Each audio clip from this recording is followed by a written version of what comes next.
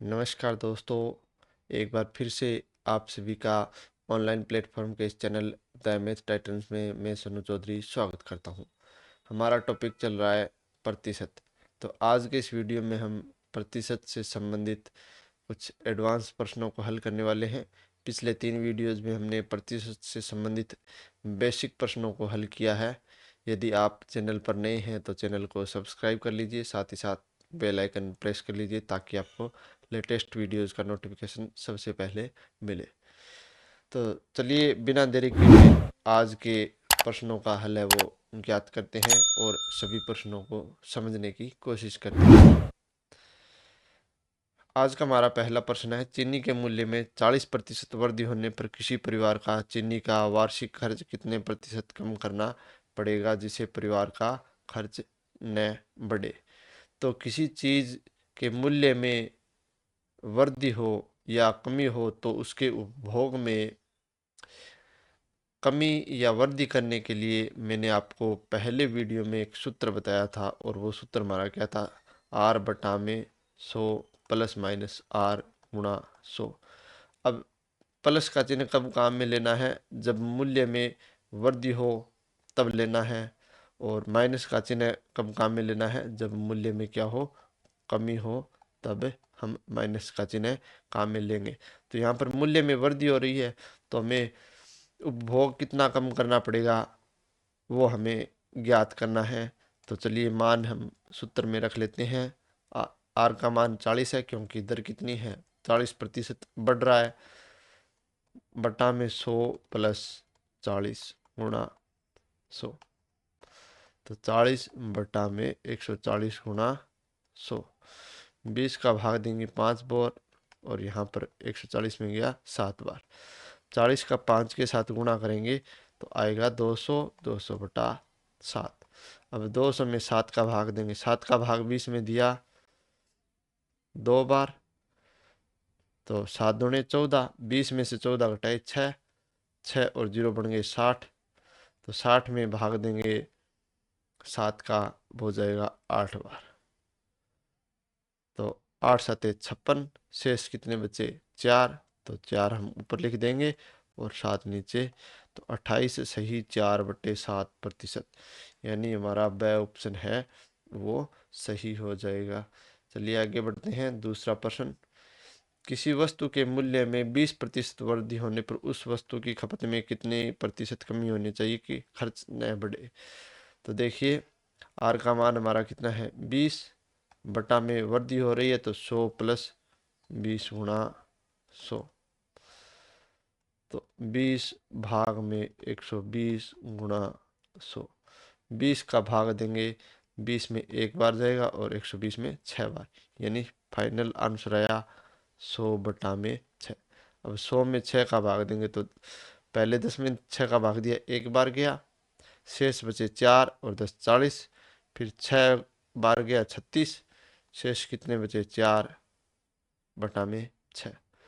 तो ये हमारा ऑप्शन में नहीं है, लेकिन 4 और 6 आपस में 2 से कट रहे हैं, 2/3, यानी 16 सही 2/3%। तो यहाँ पर हमारा ब ऑप्शन है वो सही हो जाएगा। चलिए आगे बढ़ते हैं और अगला सवाल देखते हैं। पेट्रोल के मूल्य में 10% कमी होने पर एक उपभोक्ता की पेट्रोल की खपत में कितनी वृद्धि करनी होगी जिससे उसका पेट्रोल पर खर्च न बढ़े। यानी वो अगर पहले 100 रुपया खर्च कर रहा था पेट्रोल पर, तो अब पेट्रोल के रेट में भी 10% की कमी होने पर उसे 100 रुपये ही खर्च करने हैं, तो उसे पेट्रोल की खपत बढ़ानी पड़ेगी। और वो पेट्रोल की खपत कितनी बढ़ानी पड़ेगी ये हमें ज्ञात करना है। तो हमारा सूत्र क्या है, आर बटा 100 माइनस आर गुणा 100। आर का मान 10 है क्योंकि 10% की कमी हो रही है, बटा 100 माइनस 10 गुणा 100। तो 10 बटा में 90 गुणा 100, 0 से 0 कट गया, ऊपर क्या बचा 100, नीचे 9, तो 100 बटा 9, और 100 में 9 का भाग देंगे तो 11 से ही 1/9% आएगा। तो यहाँ पर हमारा ऑप्शन है वो सही हो जाएगा। चलिए इससे संबंधित एक प्रश्न और देख लेते हैं। चीनी के मूल्य में 10% कमी होने पर कोई गृहिणी 1116 रुपये में 6.2 किलो चीनी अधिक खरीद सकती है। तो चीनी का घटा हुआ मूल्य प्रति किलोग्राम कितना है? अब चीनी का मूल्य है वो 10% घट गया, तो गृहिणी के पास 1116 रुपये है। तो पहले मान लीजिए अगर वो 20 किलोग्राम खरीद सकती थी इतनी मात्रा में, इतने रुपए में, तो अब इसी रुपए से वो कितने किलोग्राम खरीद सकती है? 26.2 किलोग्राम चीनी खरीद सकती है। यानी रुपए में परिवर्तन नहीं हुआ है, सिर्फ चीनी की मात्रा है वो बदली है। तो माना पहले चीनी का भाव हम x रुपए प्रति किलोग्राम मान लेते हैं। अब 10% की भाव में कमी हो गई, तो अब चीनी का भाव क्या हो गया? x गुणा 10% की कमी हो गई, तो 90/100 रुपये प्रति किलोग्राम। तो 0 से 0 कट गया, यानी 9 का x के साथ गुणा किया, 9x/10 रुपये प्रति किलोग्राम। तो अब देखिए 1116 रुपये में कितनी चीनी आएगी? 1116 रुपये में कितनी चीनी आएगी? तो कुल रुपए में भाव का हम भाग देंगे, तो भाव हमारा कितना है? 9x/10 माइनस पहले कितनी चीनी आती थी 1116 रुपये में, तो हम 1116 में x का भाग देंगे, यानी पहले भाव है वो x रुपये था। तो अब इन दोनों का अंतर कितना है? 6.2। तो देखिए ये 10 कहाँ जाएगा? 1116 भाग 9x/10। तो 1116 भाग को कर दिया हमने गुणा, तो 10/9x। तो 10 कहाँ जाएगा? 1116 के गुणा में, यानी 11,160/9x माइनस 1116/x बराबर 6.2। तो अब देखिए नीचे हम लैस लेंगे, तो जो आएगा 9x, क्योंकि यहाँ पर x और x कॉमन आ गया, बचा 9, तो इसके नीचे भी 9 चाहिए। तो 11,160 माइनस 1,116 गुणा 9 बराबर 6.2। अब देखिए इन दोनों पदों में 1,116 कॉमन ले लिया, तो यहाँ पर कितना बचा? 10 माइनस यहाँ पर बचा 9/9x बराबर 6.2। तो इनका घटाव करेंगे, एक आएगा। हमें x का मान ज्ञात करना है, तो x इधर ले जाते हैं, तो 11,116/9 गुणा ये 6.2 आ गया नीचे बराबर x। 9 का भाग देंगे 1,116 में, तो वो कितनी बार जाएगा? एक बार। शेष बचे 2 और 21, फिर 2 बार गया, शेष बचे 3 और 6 36, तो 9 चौके 36। और 6.2 का भाग देंगे 124 में, तो वो जाएगा 20 बार, यानी x बराबर 20 रुपये प्रति किलोग्राम। ये क्या आया? ये जो भाव आया ये पहले का भाव आया। हमें चीनी का घटा हुआ मूल्य ज्ञात करना है। अब कितने प्रतिशत रहा है? 10% रहा है, तो घटा हुआ मूल्य 9x/10 था, तो 9 गुणा 20/10, 0 से 0 कट गया, 9 का 2 के साथ गुणा किया, 18 रुपये, यानी हमारा द ऑप्शन है वो सही हो जाएगा। चलिए 5वां प्रश्न। सेब के मूल्य में 25% कमी होने पर एक ग्राहक ने 240 रुपये में 2 किलोग्राम अधिक सेब खरीदे तो घटा हुआ मूल्य प्रति किलो कितना है।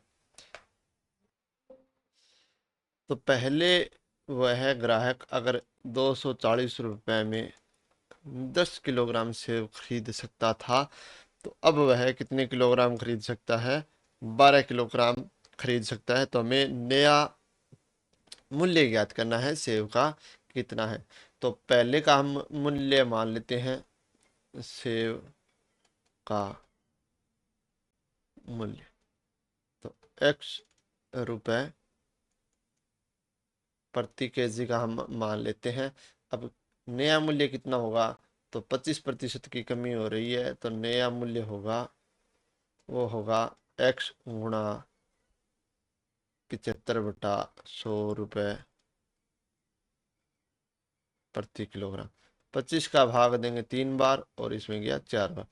3 का x के साथ गुणा किया, 3x/4 रुपये प्रति केजी। तो ये हमारा नया मूल्य। अब देखिए अब 240 में कितने किलोग्राम खरीद सकता है, तो वो हम ज्ञात करेंगे 240/3x-4। यानी अब 240 रुपये में कितने किलोग्राम सेब खरीदे जा सकते हैं, वो खरीदे जा सकते हैं। हमारी टोटल राशि 240 में हम रेट का भाग देंगे। हमारा रेट है वो 3x/4 रुपये है। इसी प्रकार तो हम ज्ञात करते हैं कितना वजन आएगा, यानी हमारा जो कुल राशि है, जैसे 1000 रुपये है और 100 रुपये 1 किलोग्राम का भाव है, तो वजन कितना होगा, कुल राशि में हम भाव का भाग देंगे, यानी 10 किलोग्राम आया। तो इसी प्रकार हमारी जो राशि है 240 रुपये, उसमें हम नए भाव 3x/4 का भाग देंगे, फिर इसमें से घटाएंगे 240/x। ये हमारा पहले का वजन है। पहले कितना वजन आ रहा था, ये मूल्य में कमी होने से पहले 240/x, यानी हमारी राशि थी 240 और मूल्य था x रुपये। तो इन दोनों का अंतर कितना है, 2 किलोग्राम। तो बराबर हम 2 लिख देंगे। अब ये 4 जाएगा 240 के गुणा में बटा में 3x माइनस 240/x बराबर 2। तो 3 का भाग दिया 240 में 80 बार और 80 का 4 के साथ गुणा किया, 320/x माइनस 240/x बराबर 2। अब नीचे x है तो हमने ले लिया x कॉमन, लैस ले लिया, ऊपर 320 का 320 और इधर 240 का 240 बराबर 2। x को हम इधर ले आएंगे और 320 में से 240 घटाए तो हमारे पास बचे 80। 80/x बराबर 2। x को इधर ले गए तो 80/2 बराबर x, यानी 40 बराबर x। तो प्रारंभ का जो मूल्य था वो 40 रुपये प्रति किलोग्राम था। अब नया मूल्य हमें ज्ञात करना है, तो नया मूल्य क्या था हमारा, 3x/4। तो x की जगह हम रख देंगे 3x/40/4। 4 का भाग 40 में दिया 10, तो आया 30 रुपये। यानी ये हमारा क्या है, नया मूल्य है जो कि 30 रुपये है। तो यहाँ पर हमारा ए ऑप्शन है वो सही हो जाएगा। चलिए छठा क्वेश्चन, किसी वस्तु के मूल्य में 33 सही 1/3% की कमी होने पर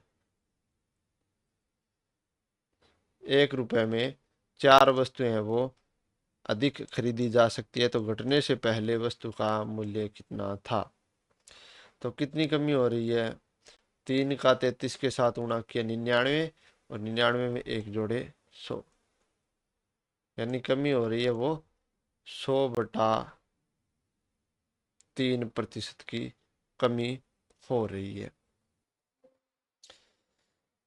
तो मान लेंगे, माना पहले 1 रुपये में x वस्तुएं खरीदी जा सकती थी। अब देखिए 100/3% कमी हो रही है, तो नया भाव क्या होगा? नया भाव होगा 1 रुपए में एक्स खरीदी जा रही थी, तो 1 रुपए में कमी है वो कितनी होगी? 100-100/3/100।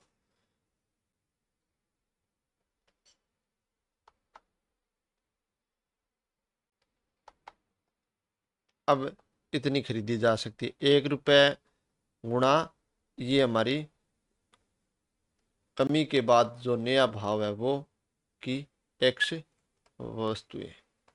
समझ में आ गया होगा? कमी कितनी हो रही है? 100-100/3। इसी प्रकार तो हमने पिछले सवाल में किया था।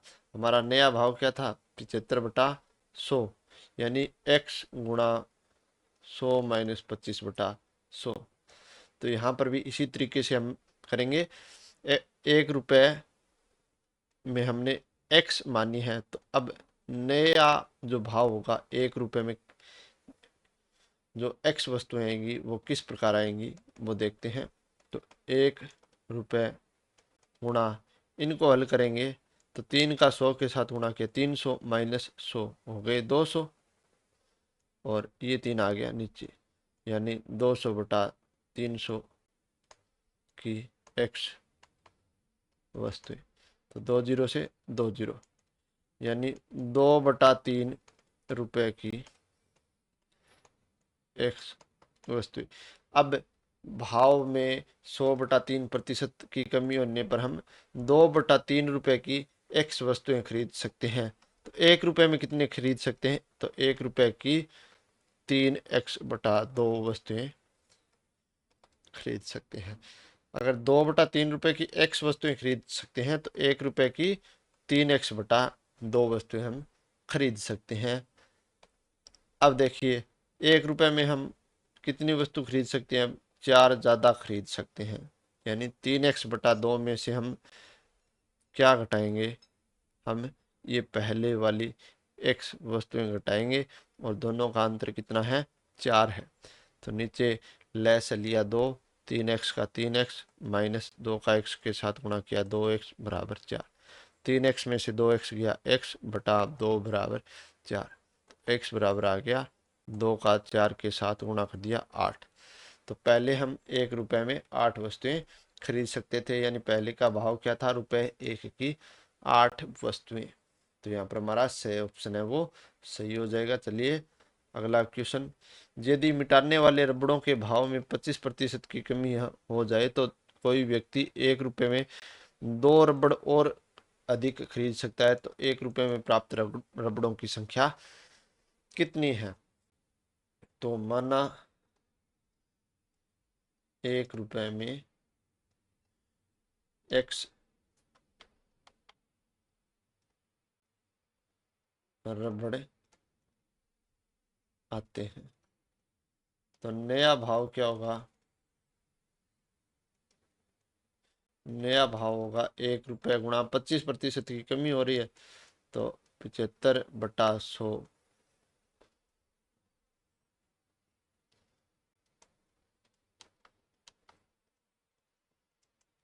के एक्स रबड़, यानी 1 रुपए के 75/100, 1 रुपए का 75/100 का एक्स रबड़।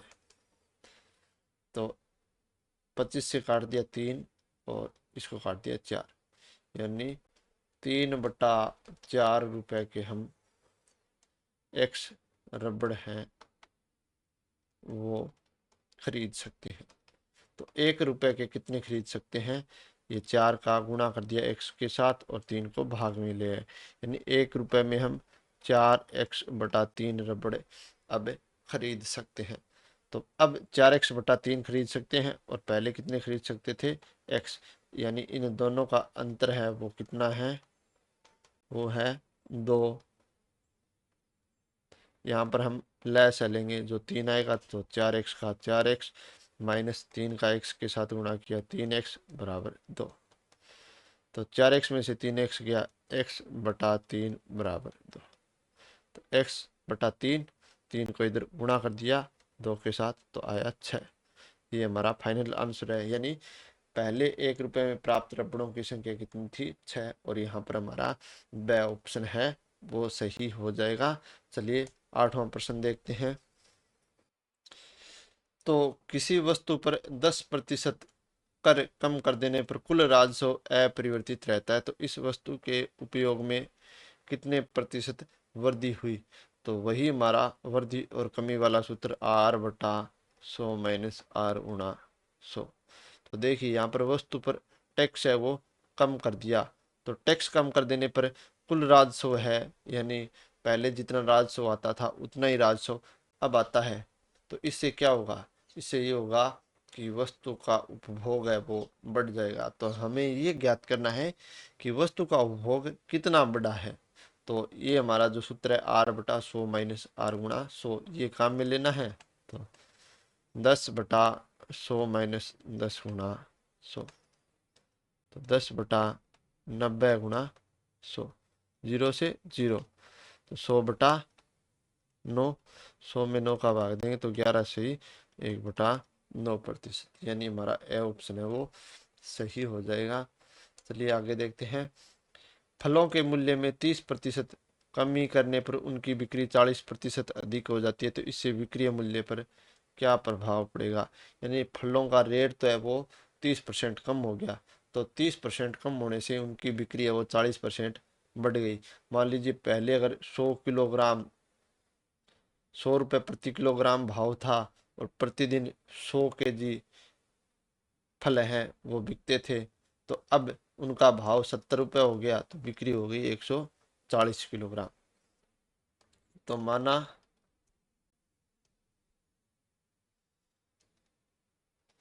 1 kg फल का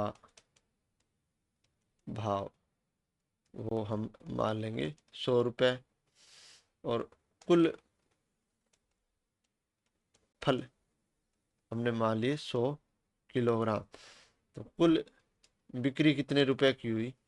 कुल बिक्री हुई 100 किलोग्राम फल थे और 1 किलोग्राम का भाव था 100, यानी 10,000 रुपये की बिक्री हुई। अब नया भाव क्या है? फल का नया भाव, तो फलों के मूल्य में 30% की कमी हो गई, यानी नया भाव आ गया 70 रुपये, और कुल बिक्री कितनी हुई? नई बिक्री होगी 40% अधिक, तो 140 किलोग्राम। तो अब बिक्री 70 गुणा 140, यानी 9800 रुपये। तो पहले 1000 रुपये की बिक्री हो रही थी, अब 9800 रुपये की बिक्री हो रही है, यानी क्या हो रही है? कमी हो रही है। कितने की? 200 रुपये की। अब इसको हम प्रतिशत में निकालें, यानी कितनी कमी हुई, विक्रय मूल्य पर क्या प्रभाव पड़ा? तो विक्रय मूल्य हमें कम प्राप्त हुआ, और वो कितना कम प्राप्त हुआ उसका प्रतिशत ज्ञात करें। तो हमारी कमी 200 रुपये, पहले कितनी बिक्री थी? 10,000, तो भाग में 10,000 गुणा 100, 2 जीरो से 2 जीरो और 2 जीरो से 2 जीरो, तो 2%। अब 2% की क्या हुई? कमी, और यहाँ पर हमारा द ऑप्शन है वो सही होगा। चलिए अगला प्रश्न। खिलौनों के मूल्य में प्रति खिलौना 20% वृद्धि किए जाने पर इनकी बिक्री की संख्या 15% कम हो गई, तो खिलौने के बिक्री मूल्य में कितना परिवर्तन हुआ? यानी पहले जो खिलौने आते थे उनके रेट बढ़ा दिए, कितने? 20%। तो खिलौनों का रेट 20% बढ़ाने से उनकी बिक्री है वो घट गई, और वो बिक्री घट गई 15%। मान लीजिए पहले रोजाना 100 खिलौने बिकते थे, तो अब कितने खिलौने बिक रहे हैं? 85। पहले एक खिलौने का भाव हम 100 मान लेंगे, तो अब एक खिलौने का भाव कितना है? 120 रुपये। तो माना प्रत्येक खिलौने का भाव 100 रुपये, और पहले खिलौनों की बिक्री 100 इकाई मान लेंगे कि 100 इकाई बिक रही थी। तो कुल राशि यानी कुल बिक्री की जो राशि कितनी थी वो 100 गुणा 100, 10,000 रुपये। अब नया भाव, खिलौनों का नया भाव क्या है? 120 रुपये। और नई बिक्री 15% कम हो रही है तो 85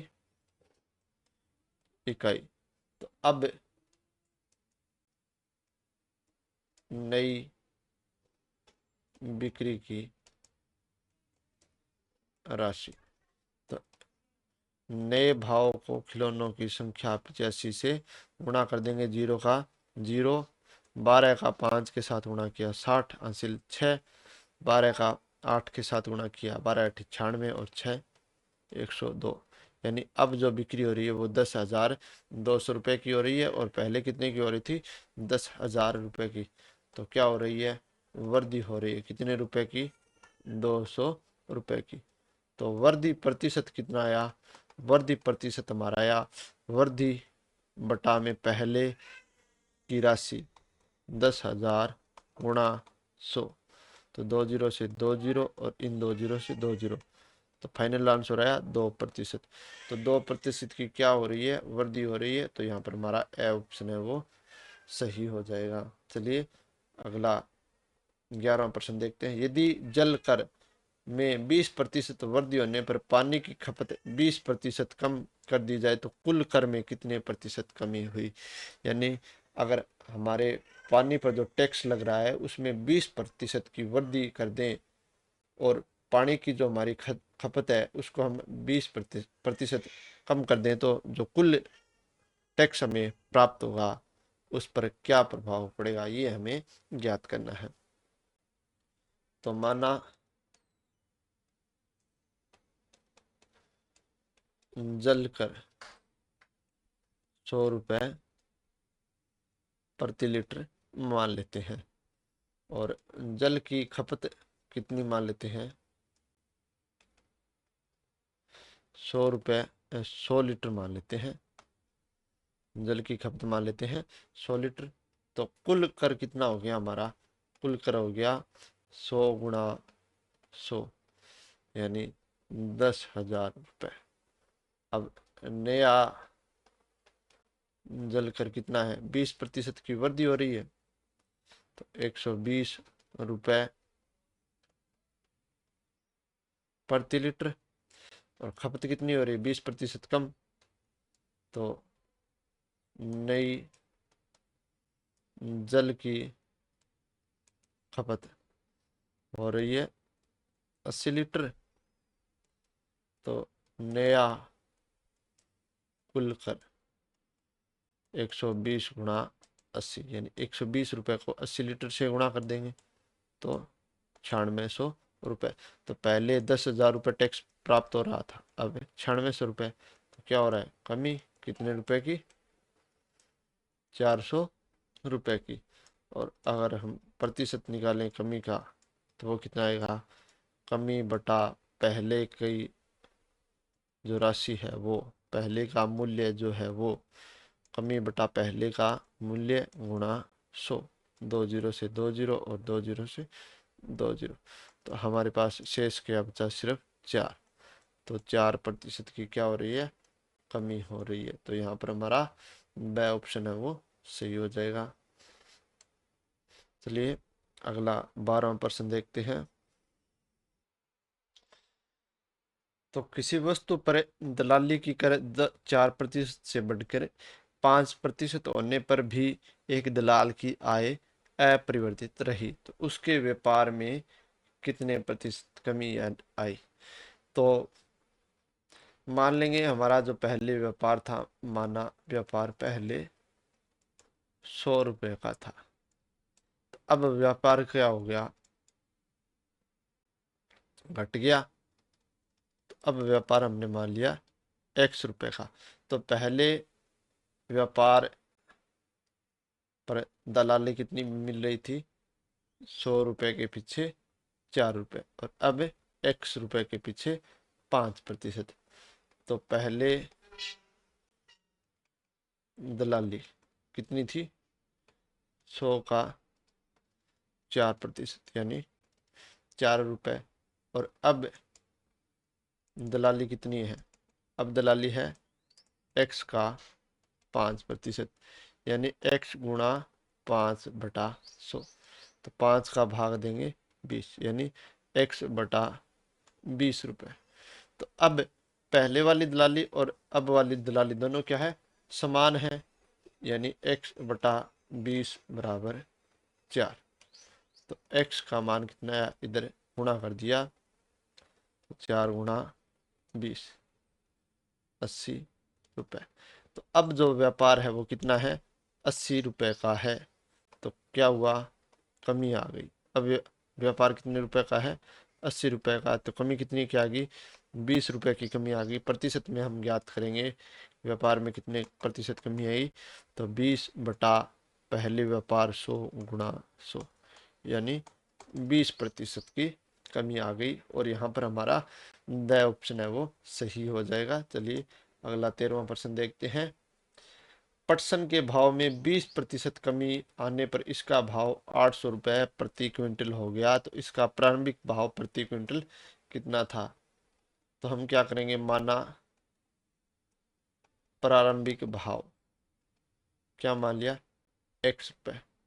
तो अब नया भाव क्या है, नया भाव है x का 80%। क्यों, क्योंकि 20% की क्या हो गई, कमी हो गई। तो x गुणा 80/100। तो नया भाव x गुणा 80/100 है, और वो किसके बराबर है, 800 रुपये के बराबर है। तो x गुणा 80/100 बराबर 800। तो x बराबर 800 गुणा 100 भाग में 80 80 का भाग देंगे 800 में, तो 10 बार जाएगा, और 10 का गुणा 100 के साथ किया तो 1000 रुपये। यानी प्रारंभिक भाव कितना था, 1000 रुपये। और यहाँ पर हमारा द ऑप्शन है वो सही हो जाएगा। चलिए अगला प्रश्न देखते हैं। एक दुकानदार 45 रुपये में एक कॉपी बेचता है और इस पर 4% लाभ कमाता है। यानी 45 रुपये की एक कॉपी बेचकर उस पर 4% लाभ कमाता है। और एक पेंसिल बॉक्स है वो 80 रुपये में बेचता है और उस पर 20% लाभ कमाता है। यदि वह प्रतिदिन 10 कॉपियां तथा 6 पेंसिल बॉक्स है वो बेचते तो 2 सप्ताह में कितना लाभ कमाएगा। तो ये हमें ज्ञात करना है। तो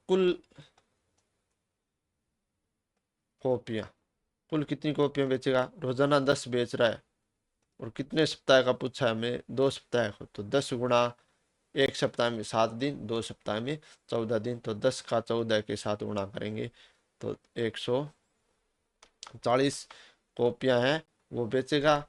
कुल पेंसिल बॉक्स कुल पेंसिल बॉक्स कितने बेचेगा, रोजाना 6 बेच रहा है, तो 2 सप्ताह में बेचेगा वो 84 पेंसिल बॉक्स।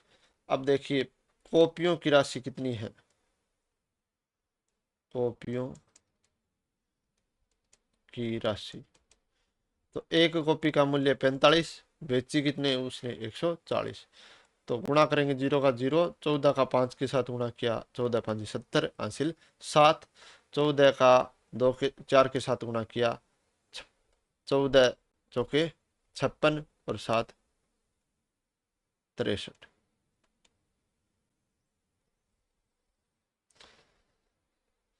और पेंसिल बॉक्स की राशि कितनी है, पेंसिल बॉक्स की राशि। तो 84 पेंसिल बॉक्स है और एक पेंसिल बॉक्स है वो 80 रुपये का बेचता है। तो गुणा में 80, 0 का 0, 8 का 4 के साथ गुणा किया 32 हासिल 3, 8 का 8 के साथ गुणा किया 64 और 3 67, 6720 रुपये। अब लाभ, अब वो कितना लाभ कमा रहा है, तो कॉपियों पर कितना लाभ कमा रहा है, 4%, यानी 6300 रुपये का 4% हम ज्ञात करेंगे।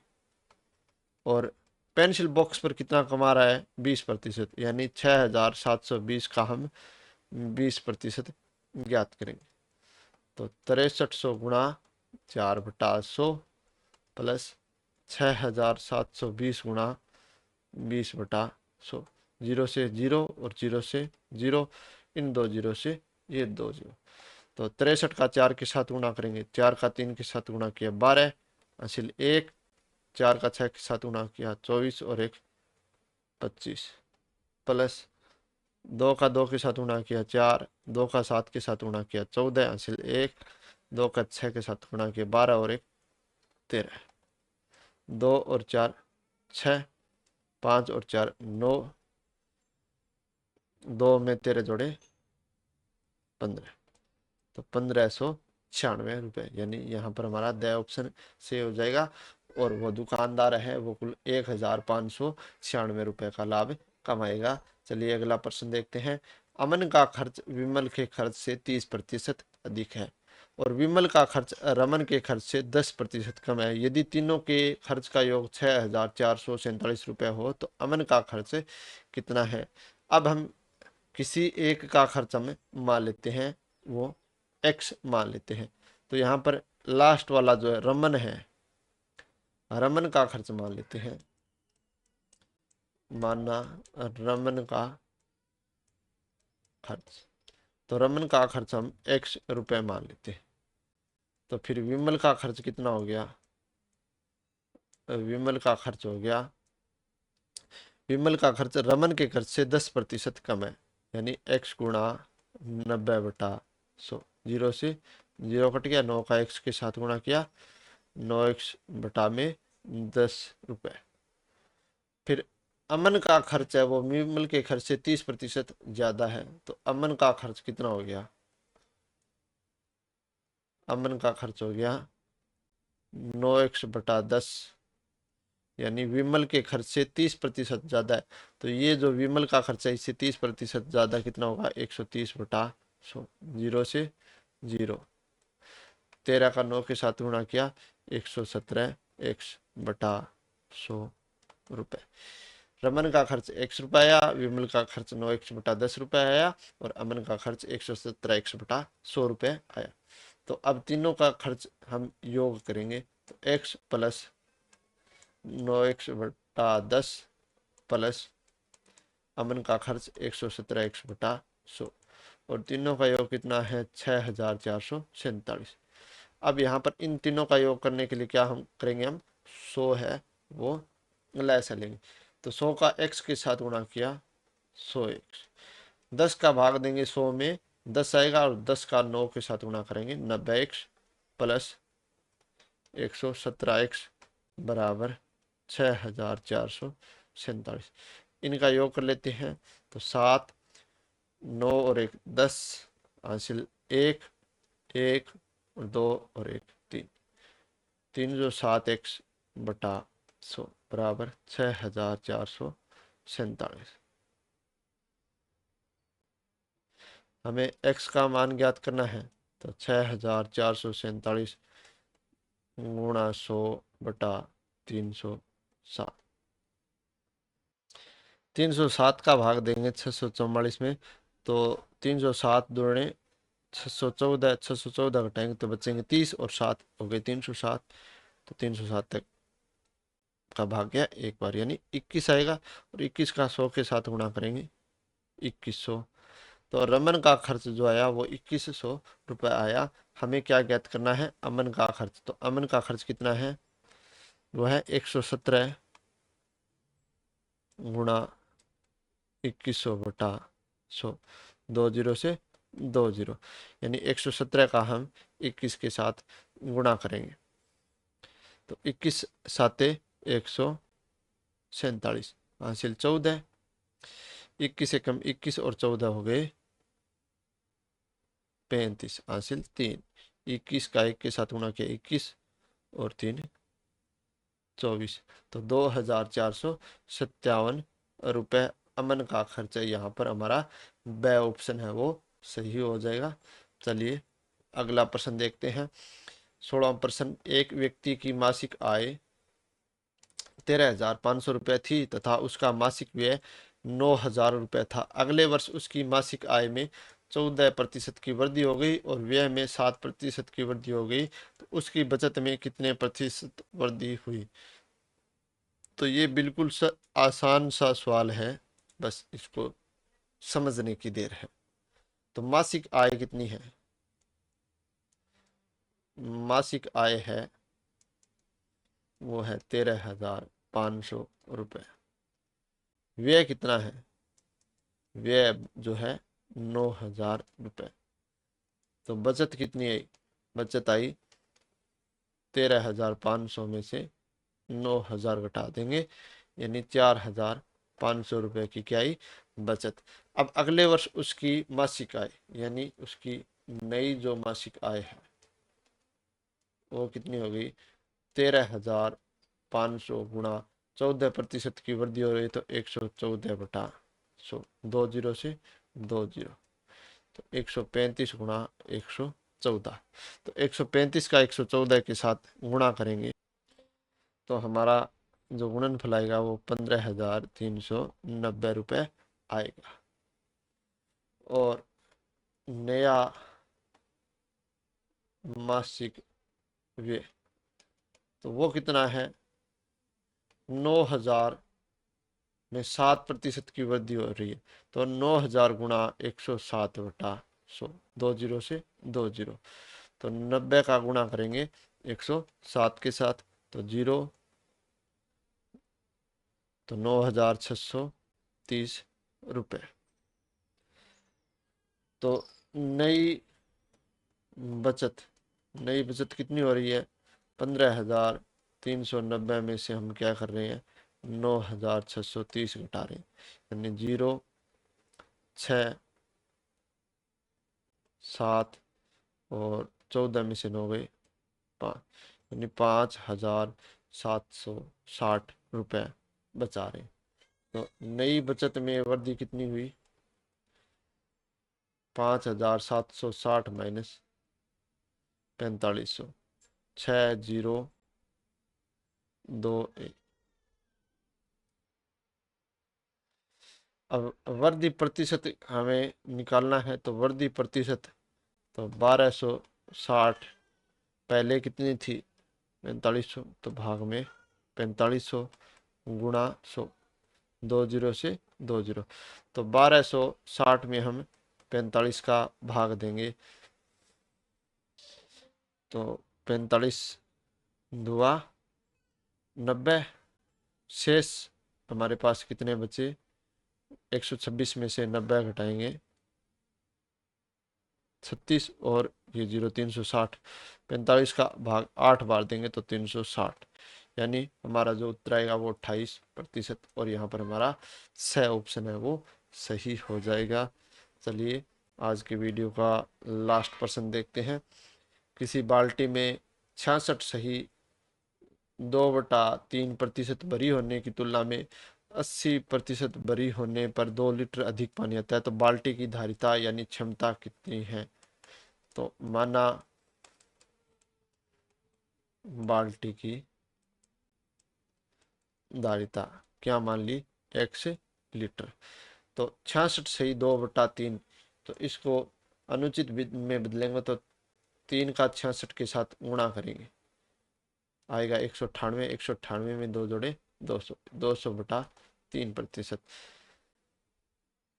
तो 200/3% की तुलना में 80% भरे होने पर 2 लीटर ज्यादा आता है, यानी x का 80% माइनस x का 200/3% है, तो इन दोनों का अंतर है 2 लीटर। तो x गुणा 80/100 माइनस x गुणा 200/3 गुणा 100 बराबर 2। तो यहाँ पर 2 जीरो से 2 जीरो कट गया, भाग देंगे 20 का 4 बार और यहाँ गया 5 बार, यानी 4x/5 माइनस 2x/3 बराबर 2। 5 और 3 का लय से लिया 15, 5 का भाग 15 में दिया 3 बार और 3 का 4 के साथ गुणा किया 12x, माइनस 3 का भाग देंगे 15 में 5 बार और 5 का भाग 5 का गुणा किया 2 के साथ 10x बराबर 2। अब इसको हल करेंगे तो 12 में से 10 गए, 2x बटा 15 बराबर 2। तो x बराबर 15 गुणा 2 बटा 2, यानी ये 15 2 के गुणा में चला गया और ये 2 भाग में आए, तो 2 से 2 कट गया। तो x का मान हमारा कितना है, 15 लीटर। तो यहाँ पर हमारा ब ऑप्शन है वो सही हो जाएगा। तो आज का वीडियो हम यहीं पर समाप्त करते हैं। उम्मीद है आपको इन सभी प्रश्नों का हल है वो समझ में आ गया। यदि आपको मेरा वीडियो पसंद आता है तो चैनल को सब्सक्राइब, कमेंट और अपने दोस्तों के साथ शेयर करिएगा। मिलते हैं अगले वीडियो में इसी टॉपिक पर कुछ और अलग अलग टाइप के प्रश्नों के हल के साथ। तब तक के लिए धन्यवाद।